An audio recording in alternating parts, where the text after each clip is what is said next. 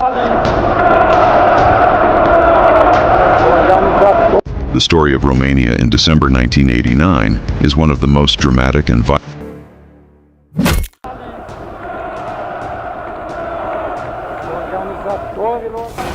1989 সালের 21 ডিসেম্বর রোমানিয়ার রাজধানী বুখারেস্টে দাঁড়িয়ে আছেন এমন এক শাসক যিনি প্রায় 1/4 শতাব্দী ধরে দেশটিকে নিজের নিয়ন্ত্রণে রেখেছিলেন। তার নাম নিকোলায়ে চাউশেস্কু। তার সামনে হাজার হাজার মানুষ, রাষ্ট্রীয় টেলিভিশন সরাসরি সম্প্রচার করছে। সবকিছুই পরিকল্পনা অনুযায়ী এগিয়ে যাওয়ার কথা ছিল, কিন্তু হঠাৎ একটি অস্বাভাবিক শব্দ, তারপর আরেকটি, এরপর পুরো জনসমুদ্রের মধ্যে ছড়িয়ে পড়ে শীষ, চিৎকার এবং বিশৃঙ্খলা। চাউশেস্কু থেমে যান, তার মুখে বিস্ময়ের ছাপ। তিনি যেন উপলব্ধি করতে পারছেন না কিভাবে তার নিজের দেশের মানুষ তাকে প্রত্যাখ্যান করছে। মাত্র কয়েক ঘন্টা আগেও তিনি ছিলেন রোমানিয়ার সর্বময় ক্ষমতার অধিকারী। 24 ঘন্টারও কম সময়ের মধ্যে তিনি পালিয়ে যাচ্ছেন, আর 4 দিন পর একটি সামরিক ব্যারাকের দেওয়ালের সামনে দাঁড়িয়ে তিনি এবং তার স্ত্রী মৃত্যুর মুখোমুখি হন। এটি শুধু একজন স্বৈরশাসকের পতনের গল্প নয়, এটি সেই কয়েকটি দিনের ইতিহাস যখন দীর্ঘদিন ভয়ের মধ্যে থাকা একটি জাতি হঠাৎ সেই ভয়কে অস্বীকার করেছিল এবং একটি স্বৈরশাসনের ভিত্তি কয়েকদিনের মধ্যে ভেঙে পড়েছিল। চাউশেস্কু 1965 সালে রোমানিয়ার কমিউনিস্ট পার্টির নেতৃত্ব গ্রহণ করেন এবং 1967 সালে রাষ্ট্রপ্রধান হন। প্রাথমিক পর্যায়ে তার ভাবমূর্তি ছিল তুলনামূলকভাবে ইতিবাচক। তিনি সোভিয়েত ইউনিয়নের তুলনায় কিছুটা স্বাধীন পররাষ্ট্রনীতি গ্রহণ করেন এবং পশ্চিমা দেশগুলোর সঙ্গে সম্পর্ক উন্নয়ন করেন। কিন্তু সময়ের সঙ্গে সঙ্গে সেই ভাবমূর্তি পরিবর্তিত হয়ে কঠোর ব্যক্তিপূজা ও দমনমূলক শাসনের রূপ নেয়। 1980-এর দশকে চাউশেস্কু একটি গুরুত্বপূর্ণ সিদ্ধান্ত নেন। রোমানিয়ার বৈদেশিক ঋণ দ্রুত পরিশোধ করতে হবে। এর ফলাফল ছিল গভীর ও ব্যাপক। বিদেশি ঋণ হ্রাস পেলেও সাধারণ মানুষের জীবনযাত্রা চরমভাবে দুর্বিষহ হয়ে ওঠে। খাদ্য, বিদ্যুৎ, জ্বালানি সবকিছুর ওপর কঠোর নিয়ন্ত্রণ আরোপ করা হয়। মানুষ ঘন্টার পর ঘন্টা লাইনে দাঁড়িয়ে থাকত। একদিকে সাধারণ জনগণ শীত ও অভাবের মধ্যে জীবনযাপন করছিল, অন্যদিকে রাজধানীর কেন্দ্রে গড়ে উঠছিল বিশাল সরকারি স্থাপনা। সমগ্র ব্যবস্থার উপর নজর রাখছিল রাষ্ট্রীয় নিরাপত্তা সংস্থা সিকিউরিতাতে, গোপন পুলিশ বাহিনী। ফলে অসন্তোষ ছিল, তবে তা প্রকাশ্যে আসেনি, কারণ মানুষ জানত একটি ভুল কথা, একটি ভুল স্লোগান অথবা ভুল ব্যক্তিকে সমর্থন জীবনকে সম্পূর্ণভাবে পরিবর্তন করে দিতে পারে। তাই অধিকাংশ মানুষ নীরব ছিল। তবে 1889 সালে পূর্ব ইউরোপের রাজনৈতিক পরিবেশ দ্রুত পরিবর্তিত হতে থাকে। পোল্যান্ডে কমিউনিস্ট শাসন দুর্বল হয়ে পড়ে। হাঙ্গেরি সীমান্ত খুলে দেয়। বার্লিন প্রাচীর ভেঙে পড়ে। চেকস্লোভাকিয়ায় গণ আন্দোলন শুরু হয় এবং তখন রোমানিয়ার মানুষও বুঝতে শুরু করে ভয় হয়তো এতটা অপ্রতিরোধ্য নয়।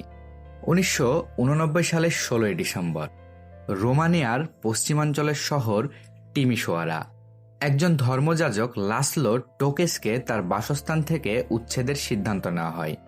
প্রথমে অল্প কয়েকজন মানুষ তাকে সমর্থন জানাতে জড়ো হয়। আন্দোলনটি শুরুতে রাজনৈতিক ছিল না, কিন্তু মানুষ একত্রিত হওয়ার সঙ্গে সঙ্গে জনসমাগম দ্রুত বৃদ্ধি পেতে থাকে। ধীরে ধীরে প্রতিবাদ বিস্তৃত হয়। শোনা যায় স্লোগান, স্বাধীনতা, চাউশেস্কুর পতন চাই। অল্প সময়ের মধ্যে এটি কমিউনিস্ট শাসনের বিরুদ্ধে একটি গণ আন্দোলনের রূপ নেয়। পরদিন 17 ডিসেম্বর সরকার কঠোর পদক্ষেপ গ্রহণ করে। সেনাবাহিনী ও নিরাপত্তা বাহিনী মোতায়েন করা হয়। গুলির শব্দ শোনা যায়। মানুষ হতাহত হতে শুরু করে, কিন্তু পরিস্থিতি নিয়ন্ত্রণের বাইরে চলে যায়। দমনমূলক অবস্থা উল্টো প্রতিক্রিয়া সৃষ্টি করে। আরও মানুষ রাস্তায় নেমে আসে। কারখানাগুলোতে ধর্মঘট শুরু হয়। শ্রমিক ও শিক্ষার্থীরা আন্দোলনে যোগ দেয়। শহরের বিভিন্ন অংশে জনসমাগম বৃদ্ধি পেতে থাকে। 20 ডিসেম্বরের মধ্যে টিমিশোয়ারা কার্যত কেন্দ্রীয় সরকারের নিয়ন্ত্রণের বাইরে চলে যায়। শ্রমিকদের বিশাল মিছিল শহরের কেন্দ্র দখল করে নেয়। সেনাবাহিনীর একটি অংশ আর জনতার বিরুদ্ধে অবস্থান নিতে অনিচ্ছুক হয়ে পড়ে।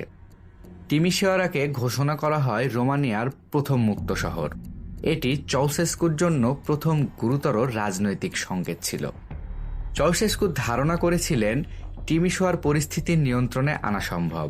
তিনি ঘটনাটিকে বিদেশি ষড়যন্ত্র হিসেবে উপস্থাপন করার চেষ্টা করেন, কিন্তু বাস্তবতা ছিল ভিন্ন। জনগণের মধ্যে দীর্ঘদিনের ক্ষোভ জমে উঠেছিল। তবুও তিনি বিশ্বাস করতেন রাষ্ট্রযন্ত্র তার নিয়ন্ত্রণে রয়েছে, সেনাবাহিনী সিকিউরিতাতে এবং পার্টি তার পক্ষে থাকবে। এই বিশ্বাস থেকেই তিনি পরবর্তী পদক্ষেপ নেন। একটি বৃহৎ জনসমাবেশের আয়োজন, স্থান বুখারেস্টের কেন্দ্রে, তারিখ 21শে ডিসেম্বর 1989। উদ্দেশ্য টিমিশোয়ারার ঘটনাকে নিন্দা করা এবং নিজের প্রতি জনসমর্থন প্রদর্শন করা। কিন্তু এই সমাবেশই পরিণত হয় তার শাসনের শেষ দৃশ্য। 21 ডিসেম্বর হাজার হাজার মানুষকে সমাবেশে আনা হয়।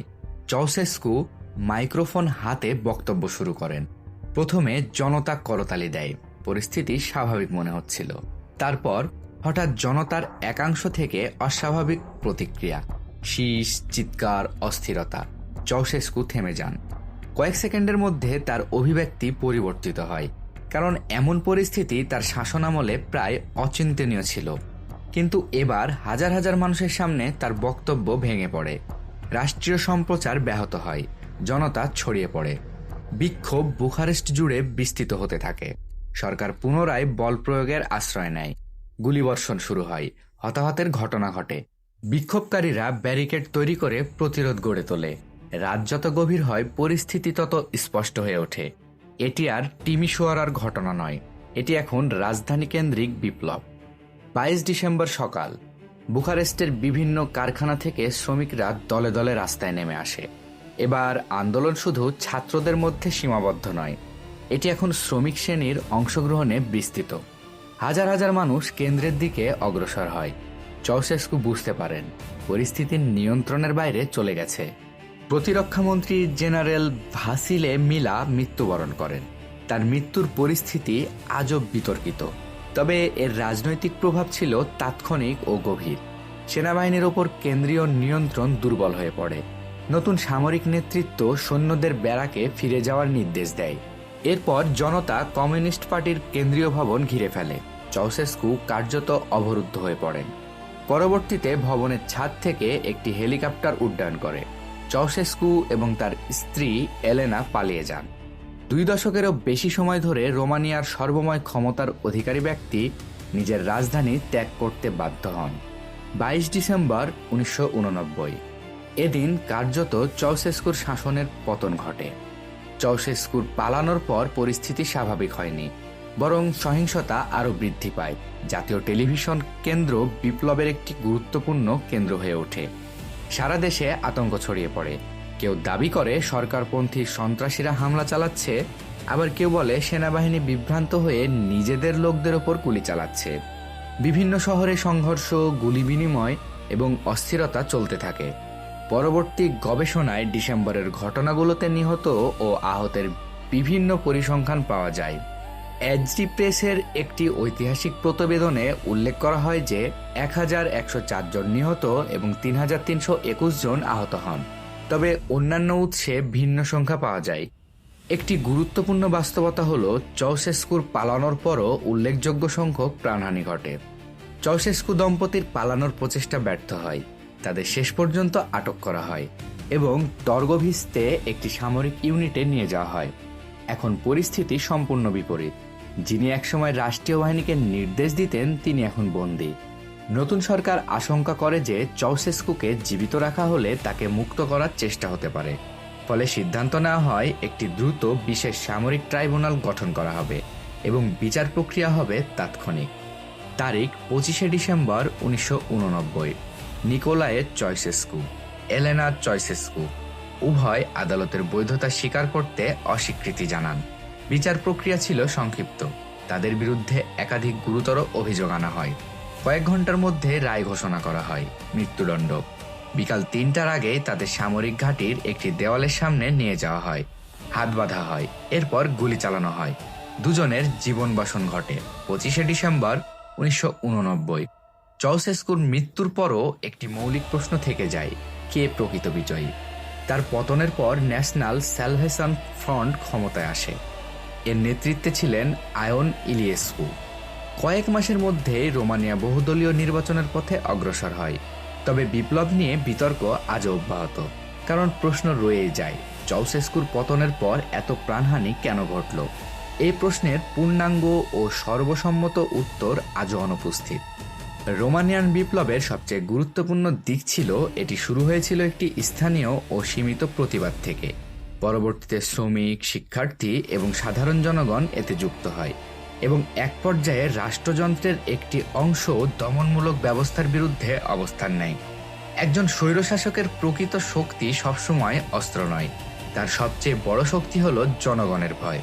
যেদিন সেই ভয় ভেঙে যায় এবং মানুষ রাস্তায় নামে, তখন দীর্ঘদিনের প্রতিষ্ঠিত ক্ষমতাও দ্রুত ভেঙে পড়তে পারে। চাউশেস্কু হয়তো বিশ্বাস করতেন তিনি সম্পূর্ণ নিয়ন্ত্রণে আছেন, কিন্তু ইতিহাস ভিন্ন শিক্ষা দেয়। কখনো কখনো একটি শাসন ব্যবস্থা টিকে থাকে না তার শক্তির কারণে, বরং জনগণের নীরবতার কারণে। আর সেই নীরবতা ভেঙে গেলে পতন ঘটে অত্যন্ত দ্রুত। 16 ডিসেম্বর টিমিশোয়ারা, 21 ডিসেম্বর বুখারেস্ট, 22 ডিসেম্বর পতন, 25 ডিসেম্বর সমাপ্তি। মাত্র 9 দিনের ব্যবধানে একটি 24 বছরের স্বৈরশাসনের অবসান ঘটে।